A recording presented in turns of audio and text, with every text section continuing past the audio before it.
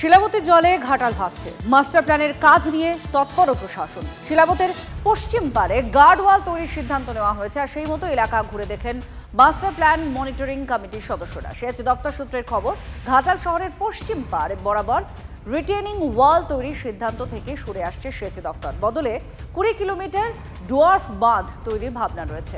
বর্তমান নদী বাঁধ থেকে 5 ফুট উঁচু পর্যন্ত কংক্রিটের বাঁধ করার পরিকল্পনা সেচ দফতরের। কম বাড়িঘর আর জায়গা বাঁচিয়ে কিভাবে এই গার্ডওয়াল তৈরি করা যায় তা খতিয়ে দেখছে প্রশাসন।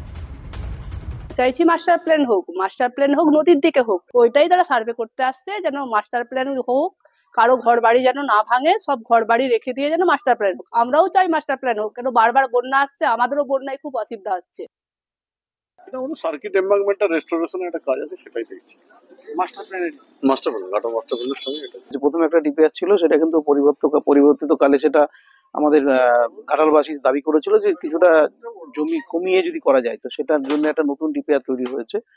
আমরা আজকে সেটা দেখলাম ফিজিক্যালি যে কিভাবে করলে কম জমি নিয়ে করা সম্ভব এবং এফেক্টিভলি ভালো কাজ করা সম্ভব, সেটা আজকে ঘুরে দেখা হলো।